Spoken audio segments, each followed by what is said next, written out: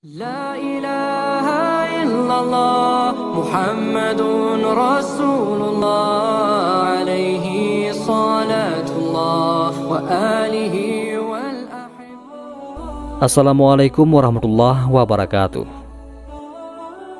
Perseteruan hebat antara iblis dan manusia dimulai sejak diusirnya iblis dari surga.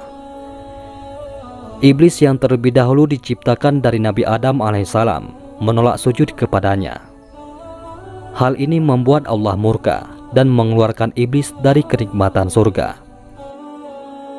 Namun tak disangka, iblis mengeluarkan perkataan yang tak terduga.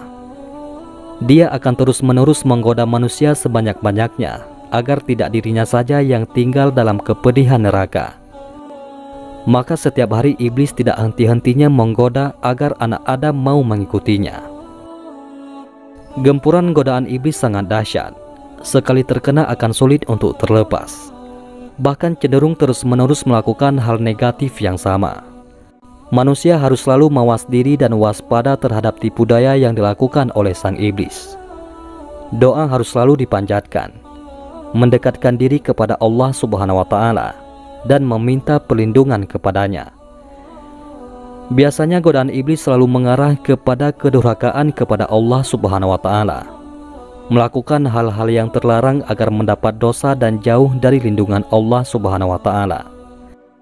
Namun, tidak jarang pula iblis mengajak kepada kebaikan, untuk selanjutnya dijerumuskan ke dalam jurang kesesatan.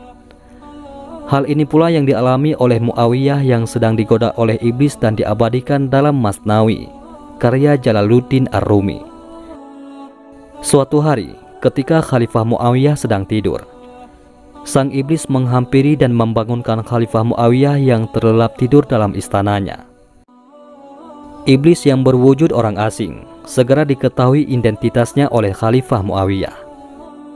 Ketika Khalifah terbangun, maka beliau segera menanyai iblis tersebut, dan terjadilah dialog panjang antara mereka.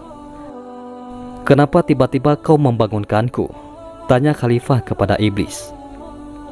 "Waktu sholat akan segera tiba, dan aku khawatir jika engkau ketinggalan melaksanakannya," jawab sang iblis. "Tidak mungkin engkau membangunkan diriku untuk tujuan itu. Tugasmu adalah menyesatkan manusia dari jalan yang benar," ungkap sang Khalifah menanggapi pernyataan iblis. "Ketahuilah wahai Khalifah, walaupun aku sempat membangkang kepada Allah Subhanahu wa Ta'ala, namun 700 tahun aku sempat mengabdi kepadanya. Aku tidak mungkin ingkar kepadanya. Aku membangkang karena rasa cemburuku kepada Adam. Aku masih tunduk kepadanya, wahai Khalifah," ungkap sang iblis kepada Khalifah. "Aku tetap tidak akan mempercayai perkataanmu. Perkataanmu seperti ucapan pemburu yang berlagak halus kepada buruannya untuk membunuhnya. Kau yang menyebabkan kehancuran umat Nuh, kaum Ad, kaum Lut, Fir'aun dan seterusnya," ucap Khalifah yang ragu dengan perkataan iblis. "Kau sungguh salah besar, wahai Khalifah, jika menganggapku sebagai penyebab kehancuran umat manusia terdahulu. Siapalah aku yang bisa menentukan kejahatan di muka bumi? Aku hanyalah hamba Allah yang sedang tidak berdaya di hadapan kekuasaannya," ucap sang iblis seraya meyakinkan Khalifah. Mendengar jawaban meyakinkan dan menggoda dari iblis, tak lantas Khalifah percaya akan perkataannya. Khalifah kemudian berdoa kepada Allah untuk meminta perlindungan dari godaan-godaan makhluk yang ingin menyesatkan dirinya, terlebih dari kefasihan dan kelicikan iblis dalam menyesatkan dirinya. Setelah berdoa, Khalifah terus saja mendesak iblis untuk berkata jujur kepadanya mengenai tujuan membangunkan dirinya. Sang Khalifah mendesak, namun sang iblis terus saja berkelit. Sang iblis terus mengutarakan pendapatnya, bahwa penyebab kehancuran umat terdahulu adalah kecerobohan dan nafsu jahat manusia itu sendiri, bukan campur tangan dari sang iblis. Hal ini semakin membuat Khalifah geram dan muak dibuatnya. Akhirnya kemarahan sang Khalifah membuat iblis mengungkapkan kejujurannya perihal membangunkan dirinya. "Baiklah Khalifah, aku akan mengungkapkan tujuanku yang membangunkanmu untuk melaksanakan sholat tepat waktu. Wahai Khalifah, jika engkau tertidur dan kehilangan waktu sholatmu, maka engkau akan sangat menyesal. Penyesalan itulah yang akan membawa dirimu pada zikir kepada Allah dengan rasa penuh penyesalan.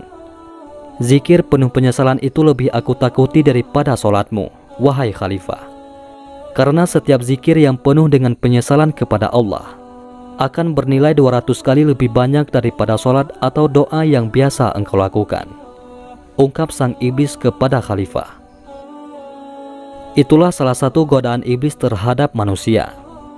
Dari kisah ini, kita dapat mengambil hikmah bahwa iblis selalu berupaya menghalangi manusia mendekatkan diri kepada Allah.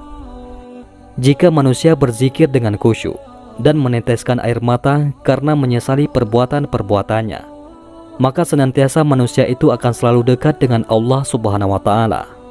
Maka itulah yang paling ditakuti oleh iblis. Wallahu a'lam bishawab. Mudah-mudahan bermanfaat. Assalamualaikum warahmatullahi wabarakatuh.